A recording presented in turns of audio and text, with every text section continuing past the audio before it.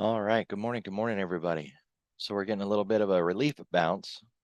Green on the screen, except for the Dow, it's basically flat. NASDAQ took off like a rocket ship. It's up nearly 1%, getting there. And small caps are up 0.5% with the S&P right behind it. Hong Kong is flat. It's a good start. And Japan is up a lot, nearly 0.75%, a little more than that. So we're going to get data out of Europe today. Christine Lagarde at 10:30, I believe. It's going to be a pretty big deal, just like it was yesterday.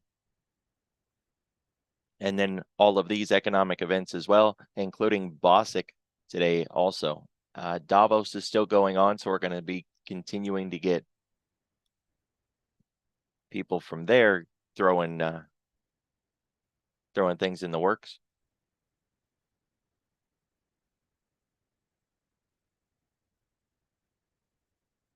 We do have the 10-year auction today. We had the 20 earlier, now we got the 10. This is kind of a big deal. You gotta want to watch the clock on this one. I know it doesn't show it as a high impact probability, but this is one that you're gonna want to keep your eye on. So watch the clock as we get into 1 o'clock today, because it matters. You're gonna feel this one.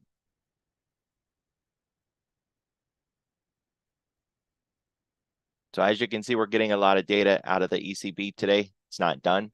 And we're going to have Christine Lagarde on later, chipping her teeth. Remember that if the markets are affected by Europe, like they were yesterday, when we get into the European close, 10:30 or so, that whatever that effect was on the market, once we take it away, you got the opportunity for the market to do the opposite of whatever we were getting.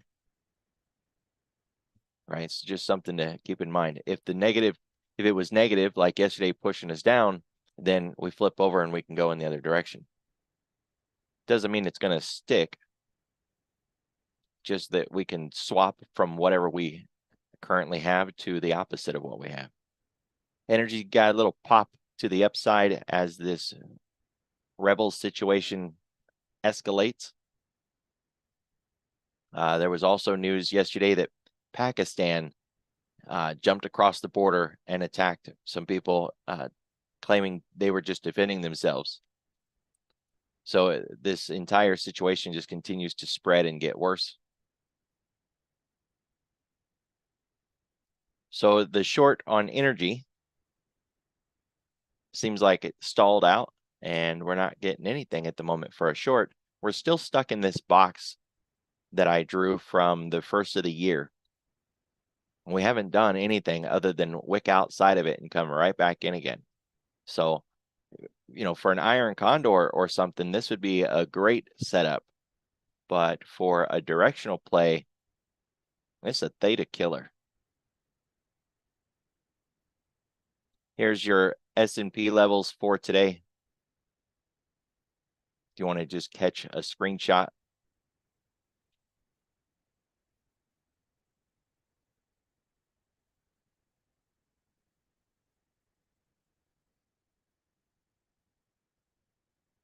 Same thing for the S and the Qs.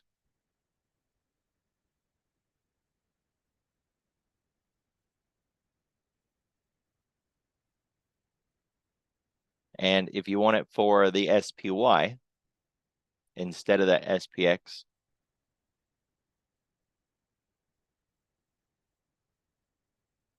so this is provided by Mentor Q.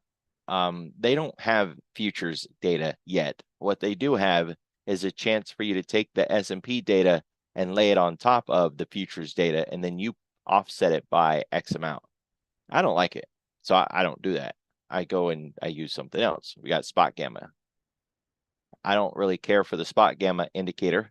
For TradingView, I put it on here on Thinkorswim, and that's where these levels come from for the futures. And you can see that we're back above 0 gamma. We did not make it to the volatility trigger. The put wall is still really far away at 45.30. but the call wall is a little higher up. They rolled it out. Remember, we were closer to it than that. So now the call wall is 49.32, a cog line, no less. Gotta love that. It must have just been a coincidence, I'm sure. Volume sitting in the 130s. This whole week, we've seen some reasonably decent volume. I gotta admit, it's been a while since we've had back-to-back 120s, 150s, 130s. This is impressive. It's not bad. It's just a lot. Now, it's still underneath the benchmark. It's not a danger level. If we had, cumulative overnight volume in the 180s or the 200s, then we'd be a concerning, we want to go take a look around, find out what's wrong. This is just good, healthy participation. I like it.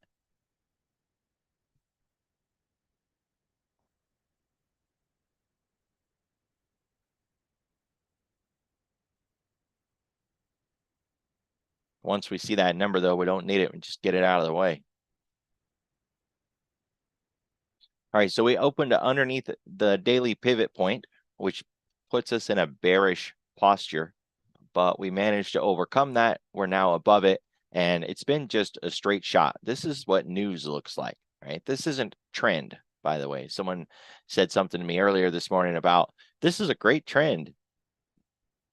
On a 30-second chart, that would probably be trend. Where all these wicks are at, that's a pullback.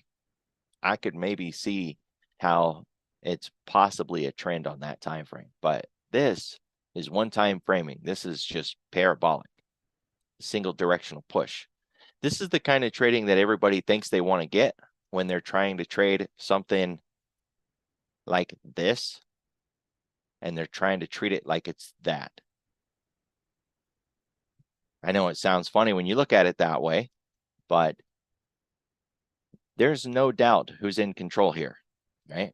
Nobody's going short. There's no institution taking the other side. There's one single direction to this trading activity. That's the easiest kind of trading you can get. You could argue that when you don't have this kind of trades, that you don't trade. But that's silly, right?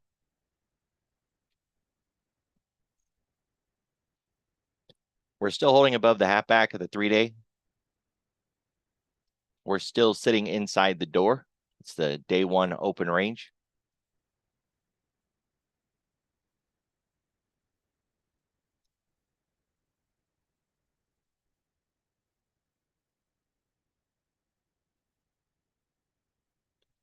So we need to get out of this range before we really can kick something off.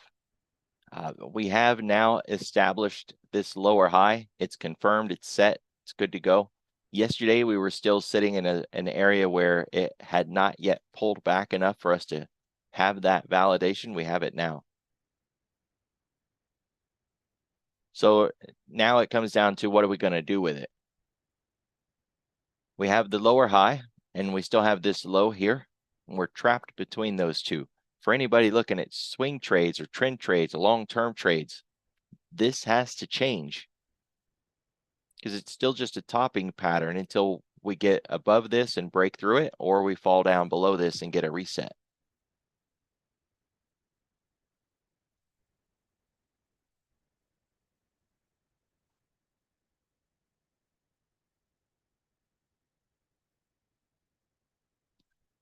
This big yellow line here is cumulative volume. I have it set at the NASDAQ right now, but it's cumulative volume.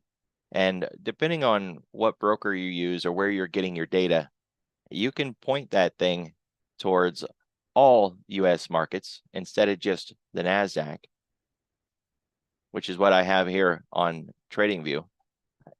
US total, instead of choosing, NYSE or NASDAQ or Dow Jones, but just all US markets.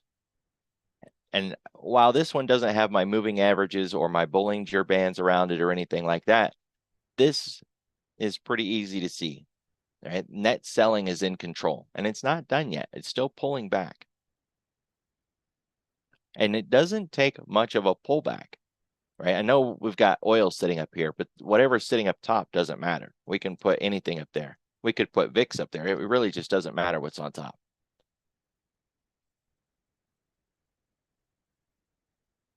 So when this was running to the upside last year, through that Fed rate cut extravaganza where everybody started rolling them forward and expecting to get cuts by March, we had this really great move in the S&P. And you can see how this volume, cumulative volume, was sloped to meet it. Well, since we peaked out at the 1st of January, and we've been just chopping about sideways here, cumulative volume has been selling off. That push that we got in the S&P that ran us back up to the high and even gave us a new high on SPY, it wasn't shown here in cumulative volume. There was some divergence here. This just kept right on going to the downside. And it hasn't turned back yet. So any argument about taking a preemptive long on this topping pattern might want to reconsider, because there's a lot of evidence right now that this topping pattern is going to turn into a reversal pattern, and we're going to pull back even more. We're not talking about, revisiting the 400 level. It's not like that. Maybe 460, 455 at the worst, a decent pullback. This is showing it's not done yet. And it's a free indicator. You don't have to buy anything. It just cumulative volume. That's easy enough.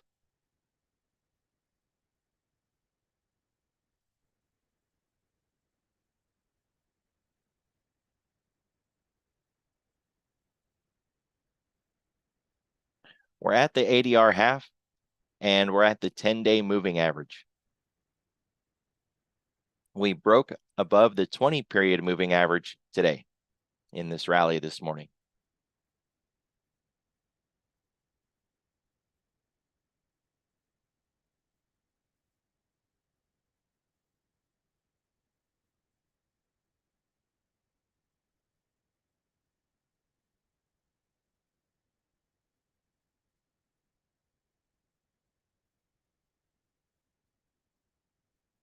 We're back through the weekly pivot point. That puts us in a bullish posture on the week. So short duration, short-term trades to the upside, those are viable now that we're back above the weekly pivot point. And now that we've reached the ADR half this morning, it opens the door for us to go to the other side. It doesn't owe us that. We can continue to expand through the ADR half and get to the ADR full.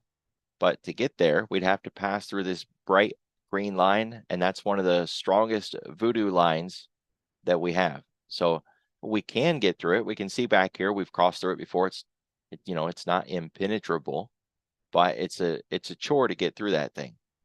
And after such an extravagant run to even get there, find it hard to believe that we'd be able to get through it today.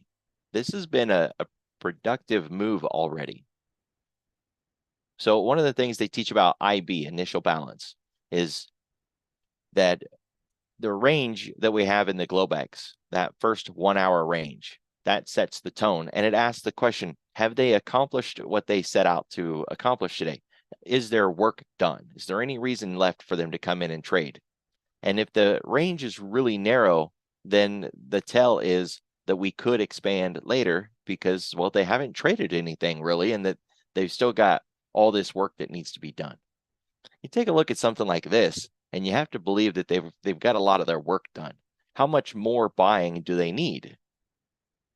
Now, if this was just a one or two firms and they had a small agenda to accomplish, then they got it done and whatever. But if it's more than that, there's CTAs, there's vol control funds, there's all kinds of firms that have to come in and buy. Non-discretionary, they don't get to choose, they just have to do it. And when they're all doing it at once, they tend to fight over it, and we see it bid up real fast. the question is, are they done yet? Because if they've reached their allocation and nobody else is left to fight over it, then we're probably going to just sell back off again.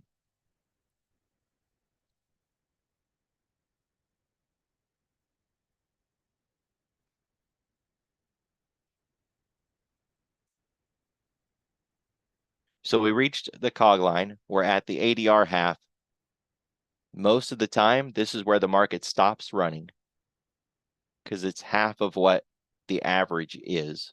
The average says we can go as high as this and as low as that, and that's your average day. Okay, we did it. But if we do continue to the upside, the full ADR is the next target. 48.11 cog line, it's in between those two pivot points. That would be my target.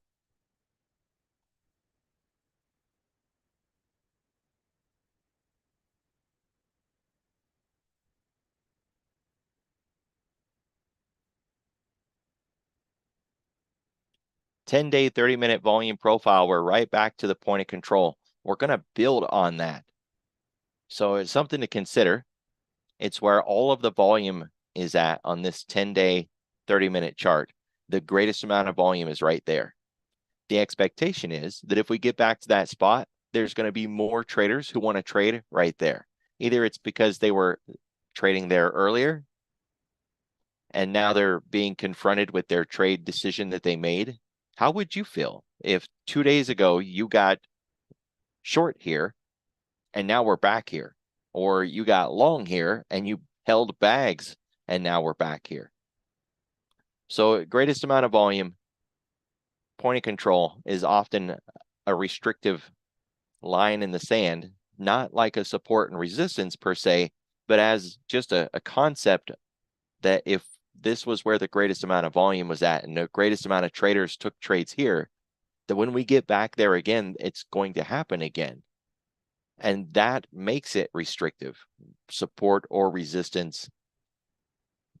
But support and resistance is a past tense phrase. You look back and say it was supported. It was resistance. You don't suppose it will be support.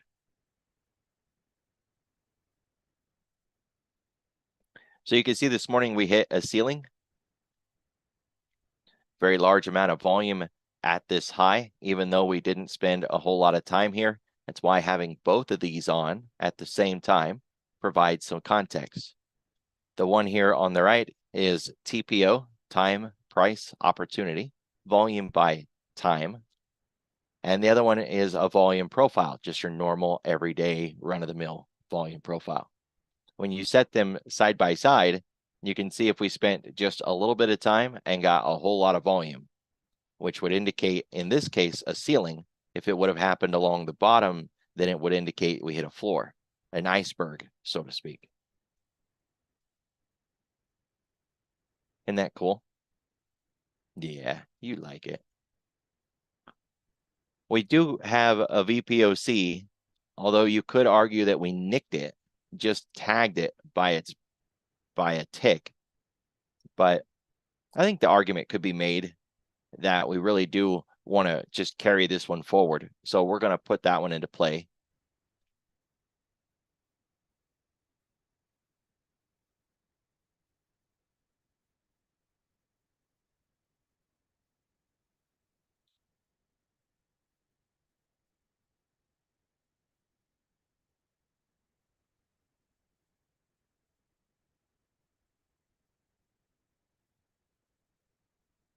See, we didn't hit it. So that is a valid, untouched point of control. We'll add that to the stack. If we zoom out, we can see that we've got a number of those, although we haven't had one in a little while now. Not necessarily a bad thing.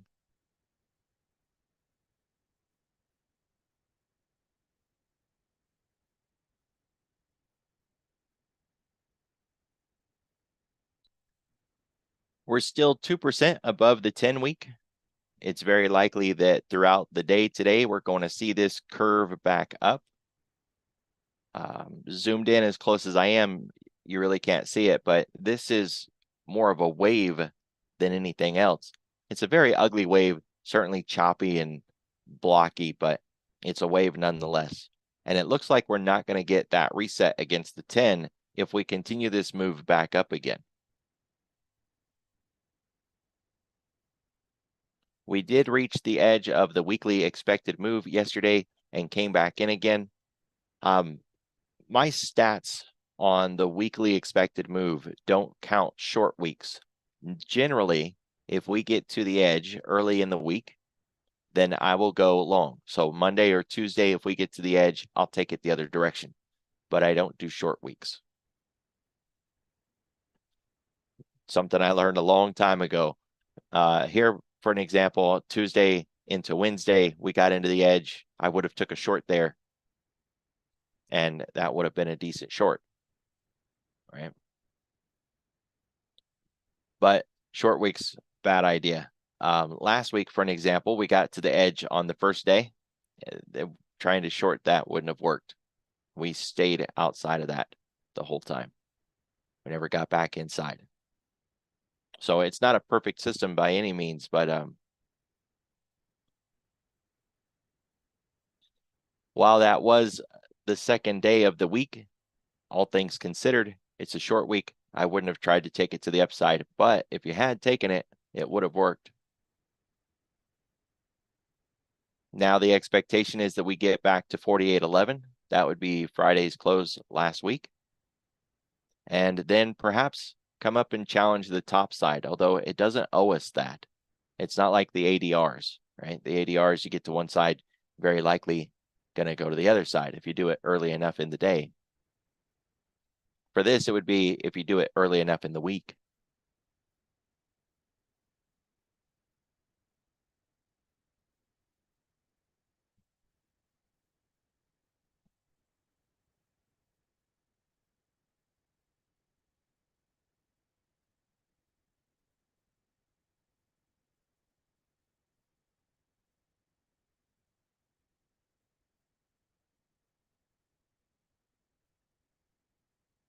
There was some discussion about the ADR yesterday, and I coded this ADR because Thinkorswim didn't have one, and I wanted one. And I used the highest point to the lowest point on a day-to-day basis. There's other ADR indicators out there that use open and close values for the day. That's not how I made mine. Mine's using the highest point and the lowest point, and then running the average over how many days that I told it to run. And for me, it's 21 days, market month. Is what I'm trying to do with the average daily range is ask, what has the market been doing on a day-to-day basis so that I got a better feel for what I expect it to do today. Because believe it or not, the market tends to do what it has been doing most of the time. Markets don't like surprises.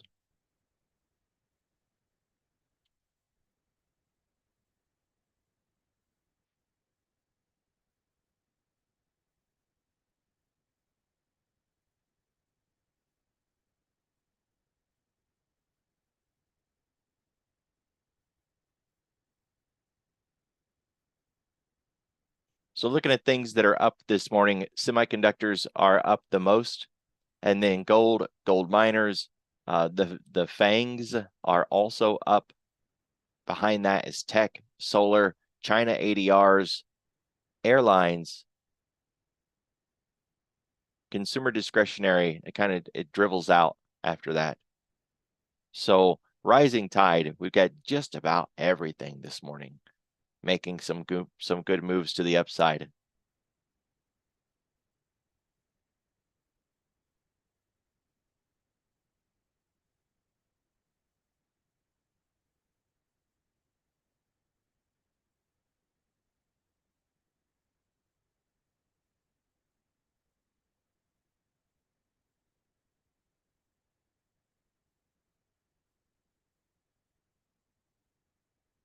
So seriously, semiconductors just took off. Nice, solid move. And that gets us out of this wedge that has been building on the daily. You could say it's a little overextended. If you look at this daily candle, not yesterday's, but the day before.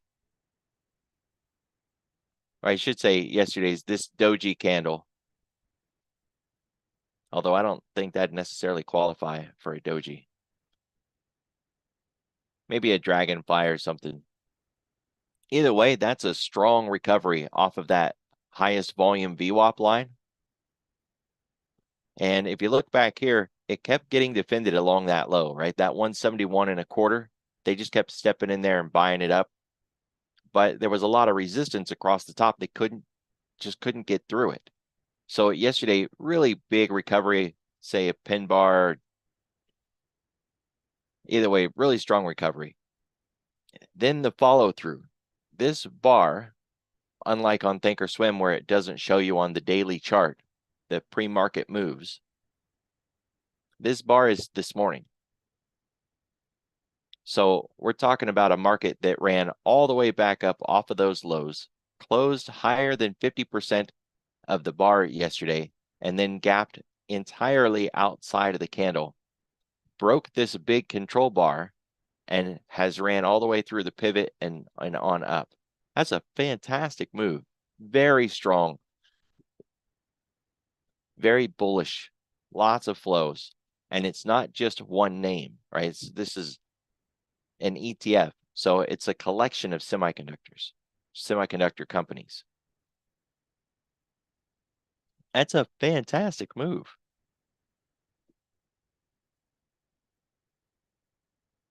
So we got the gold miners here trying to recover a little bit. This is more of a mean reversion. It fell really far, really fast. It's trying to pop up a little bit. We can see where it did that before. One day up, and then it was just back to the downside. Same thing here. So home construction ETF, it's falling down now, but it had gapped up really high. It looked like a single print, not a lot of push behind it.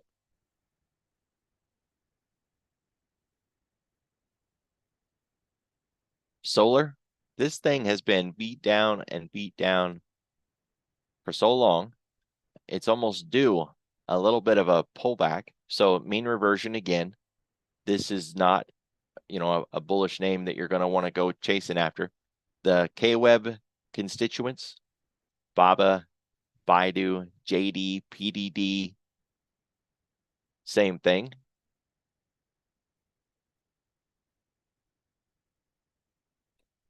So this has been, just a chase to the downside. First one to get there wins. It's not surprising we're getting a little bit of mean reversion, and we could consider this a perfect double bottom. Remember, double bottoms are supposed to be a bear trap. You have to go lower than the previous low to trap the bear, right? Because it's got to be a real trap. It's got to convince them. It's not convincing if we just wick down there and pop right back up again.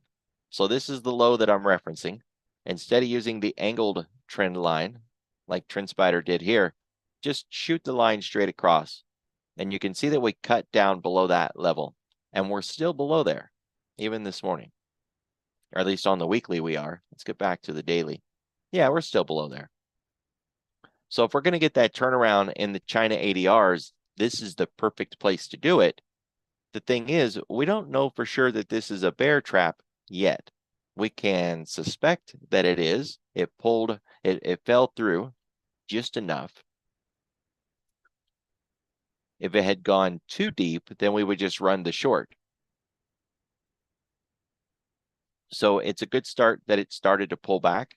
Yesterday's indecision candle is really big, really wide doji. So if we get outside of yesterday's range, that would get us back inside of this line that I drew, and we could start targeting $25. If KWeb starts to turn around and head back up, then the constituents that it holds or represents are also going to be tradable long. BABA and Baidu and JD and PDD.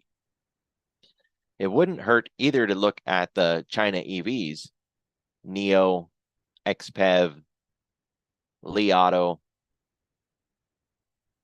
because they might get the same kind of attention. But if this is just a relief bounce before continuing lower, then all those other names that I just mentioned are also going to very likely continue lower. If you look at some of those China ADR names, they don't look anything like KWeb.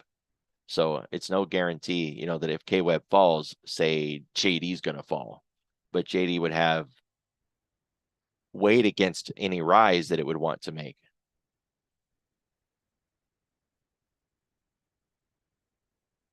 So again, the short in crude yesterday was short-lived, and we're already getting a trend line breakover and a move back up into resistance at the moment.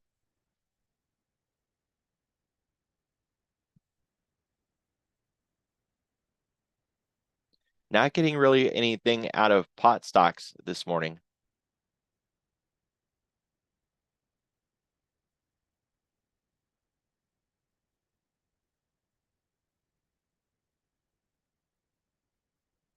If we look at the crypto list, it has a lot of semiconductors in it. Now, I didn't put this list together. Tastyworks or Tasty Trades had these products called the smalls, and these smalls were like ETFs. It's kind of what they were. So they were a basket of stock or a basket of companies. And they had one for crypto. They had a crypto smalls exchange or a Bitcoin smalls product. And so what I did is I opened that product up. I opened up the ETF and looked inside and looked at what was in the basket of stocks. And these names were in that basket. That's where this list came from. So for the people who keep reaching out to me saying that, Taiwan Semiconductors and PayPal and Square aren't Bitcoin names, don't take it up with me. Take it up with Tastyworks and Tasty Trades. And Tom Sosnoff is one of the smartest people I've ever come across. So, he's no dummy. These names are in there for a reason. So Bitcoin is doing good this morning. A lot of these proxy names could just be getting a little bit of a mean reversion. Just a pop up. Say, you can see how far Riot took a nosedive. It would make sense to get a little bit of a pop back in the other direction. But PayPal had a really nice day yesterday. Could just be seeing a little bit of a continuation this morning. Square, some of these took a serious beat down. It's not going to be much of a surprise that they're getting a mean reversion, but that isn't a long trade by itself. You take something like NVIDIA being up this morning. This thing's been on a tear, and it's very likely going to just keep right on running right into earnings. It's what they call that earnings ramp. AMD, just a continuation in semiconductors earnings ramp. And Taiwan Semiconductors up 8%. So you can still play, the semiconductor ETF.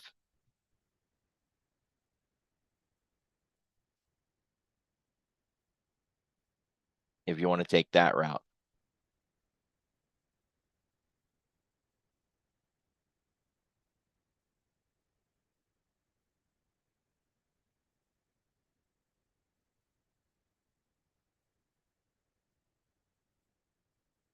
So it really looks like the NASDAQ wants to go ahead and come up to the full ADR this morning, but it's been leading the way anyways, with twice as much movement today than the ES. The NASDAQ is up 0.88 and the ES is up 0.44.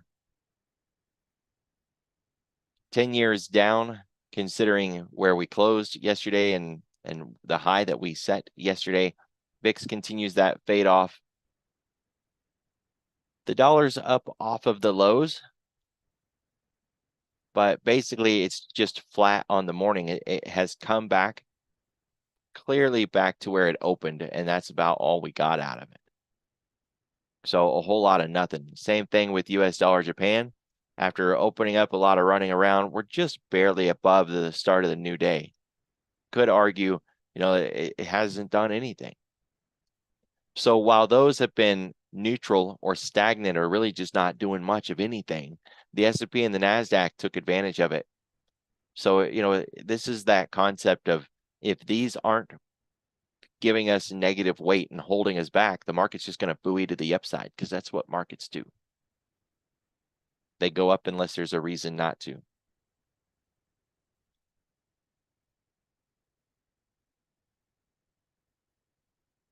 It is interesting if you look at some of this, that the move up, say in the dollar that we had through all of this, we were still seeing these moves to recover up off of the low in the dollar, while the S&P and the NASDAQ were continuing their drive to the upside.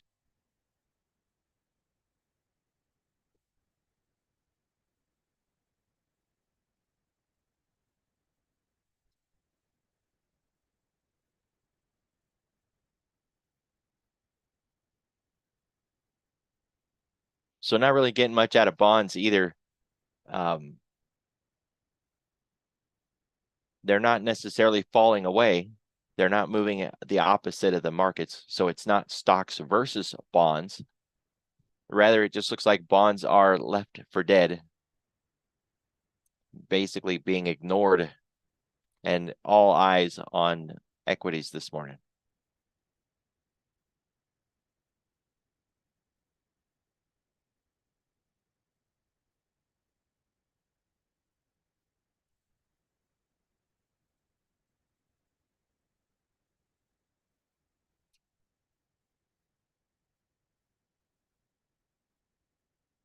So even with some reasonably negative news, it wasn't horrible news, but it wasn't that great. Apple's going to continue to sell its Apple Watch that had the blood monitor in it, but it won't work. All right. So for the watches that already had it built in there, it's just, they're going to just turn it off or it doesn't work. And for new watches, they're going to sell it without that. So the lawsuit is done. I guess investors like the idea that the lawsuit is done, even if it means that the Apple Watch just doesn't do that. So there's that pop. If you think about where that puts us on the daily chart, it gets us from that 180, call it 183 close, all the way up to 187. So that's the top of this zone here in Apple. And I still got the door levels here.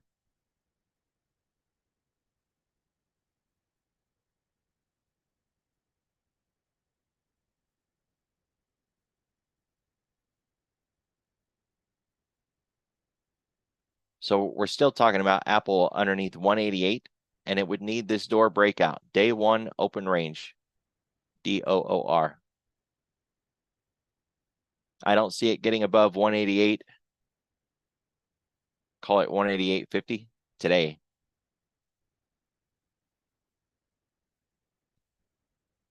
For a swing, the eventual target would be to get the gap closed, 192.5, and then from that, target that 200 point.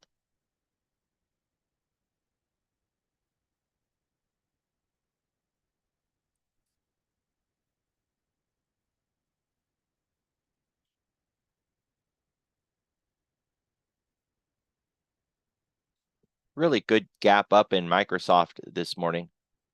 The high that we set here on the daily chart, really we got that gap that needed closed, which we've gapped above it. Some will argue that it didn't get closed because we just gapped and then gapped again. The high,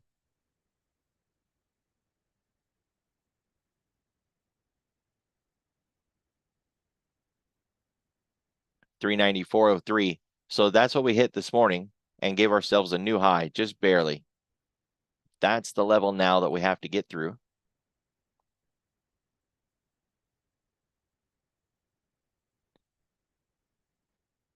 Wouldn't surprise if we come down and get this gap closed first. What we have now is the range on each side. So as we come into the open, we want to see if we can retest this low, that 391, and springboard for a little bit of pressure to this upside move from 391 to 394, and then the breakout past that.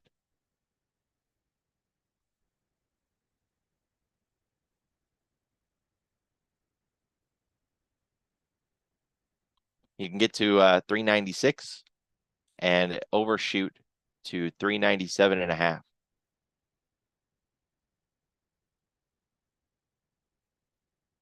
If this all starts to unravel, then we'll look for a gap close first, 398.36, and then past the gap close, 387.7.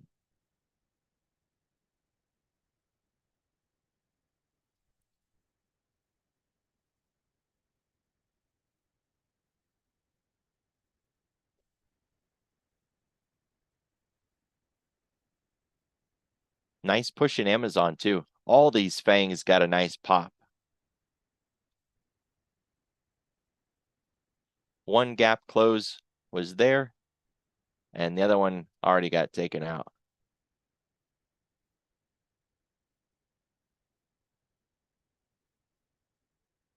So 153.16, that was the gap close. It managed to do it. We really don't want to see this thing fade back.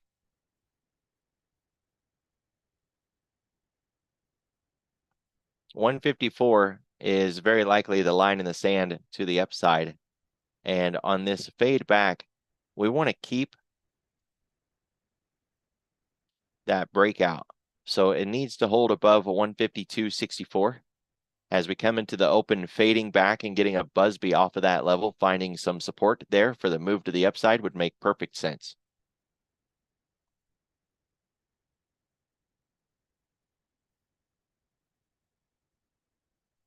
We really don't want to see it cut back inside that 152.64.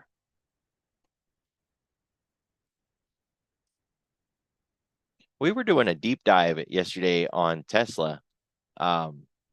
Its future car production and deliveries, I mean, the future looks bright. Go through its revenue, earnings per share, but they make a lot of suppositions on the fact that these price tag cuts that he's been doing on those cars are all going to be okay because he's going to sell more cars, even if it is at a cheaper price, and that it all works out in the end.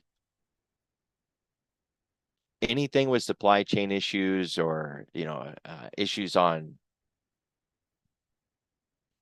all these different manufacturing facilities that he's putting together, that new one, say in Mexico, a million different things can go wrong. Otherwise, I mean, the future prospects on this thing for a long-term trade, there's a lot to be said about it. The report we were reading is from CFRA. It's not exactly, high-end paid research firm. We didn't buy the data. CFRA reports are free.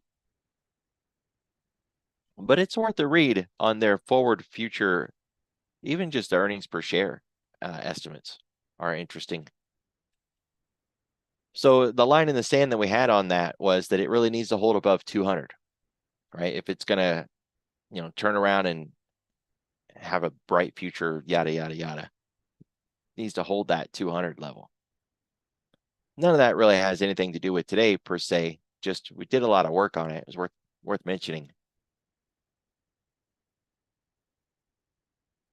217.62 is yesterday's level. We really kind of want to keep that.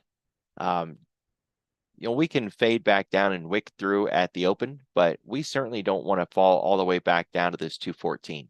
That would entirely just wipe out the whole idea of this breakout. There is a gap to close. So if we continue to come back up and break against this 219.27, then we can target 220.5. And then we can target the high of Tuesday, 223.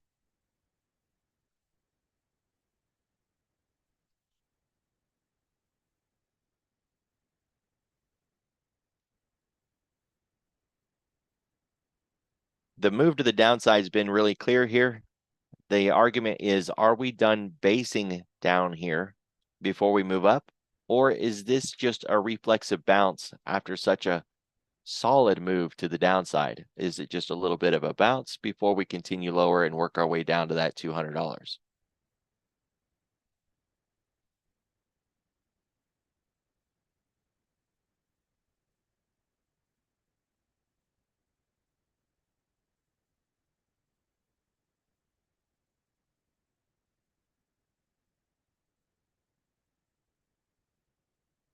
and the rocket ship NVIDIA.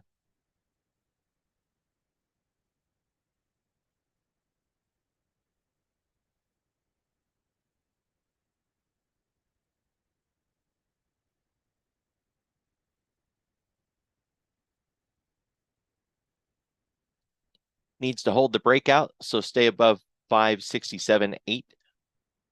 If it can do that, next target is 578. 100% of the move from yesterday would give us 588. Even if we narrow our frame here, 100% of the current move still puts us at that same level. What we get out of that, though, is this midline level, 582.86. So that would be a line worth keeping an eye on if we can get above 578 as perhaps a pause as we get into lunch, right? Digest through that, and then whether or not we can continue to go. But we have to keep this breakout on not just this, but on all these FANG names that we're looking at. We have an inside day breakout, and we got to keep it. If we fall back down inside of yesterday's range, it's not good for the breakout.